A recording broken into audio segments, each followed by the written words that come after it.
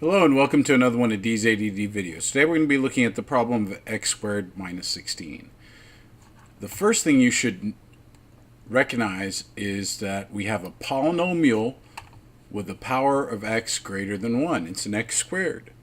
And we have one of those inequalities.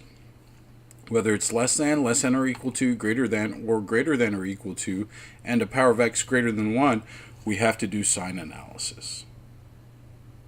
And if you remember the sign analysis steps where we find the cut points, we do this by going off to the side and setting the equation equal to 0 and solving.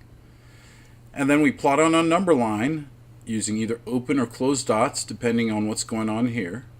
This is just less than, so these are going to be open dots. And then we're going to pick a test point on either side of the cut point and plug it into the polynomial. And when we do so, we don't care about the value, whether it's 10 or 5, doesn't matter. All we care about is whether it's positive or negative.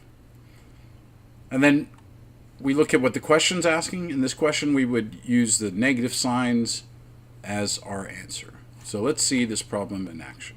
So first thing we do is we find our cut points, go off to the side, set it equal to 0. You hopefully recognize this as a difference of two perfect squares. So when we set it equal to 0, we can factor it as x minus 4, x plus 4. You square root each, and you put a plus and a minus in each parentheses. If that doesn't make sense to you, go back and look up difference of two squares and review your factoring. Math is very foundational. So when you set them equal to 0, you're going to get a plus or minus 4. These are our cut points. Even though we did say equal, we're going to put open dots on this number line.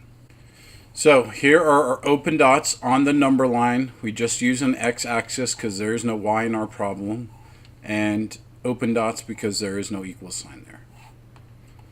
Then what we do is we pick our test points, and our test points will end up telling us what kind of sign we're going to put. Are we going to put a plus sign or a minus sign? So what we do is we pick a point to the left, in between, and to the right of each point.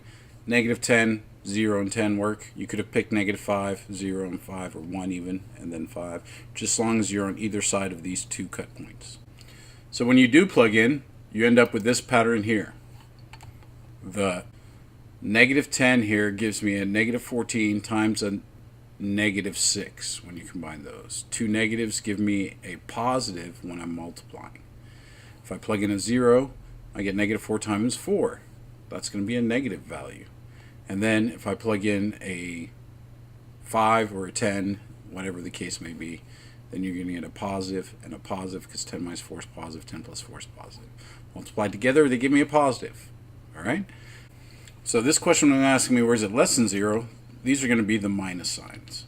So when we get our final answer, we should get from negative 4 to 4 with the endpoints not included because there was no equal sign. All right? So again, cut points, set them equal to 0, solve. Once you find your cut points, put an open or closed dot depending on whether there's equal or not. These were open because there is no equal sign there. Then we plot on a number line, pick 3 test points on either side of these cut points, and then plug in. Here we got positive values, here we got negative, and here we got positive. This was asking us for when it's less than 0, so we chose the negative signs, and that's between negative 4 and 4.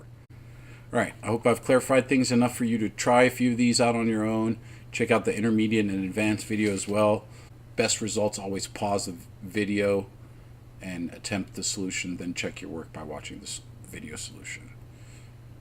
Thanks again for watching, and have a great day.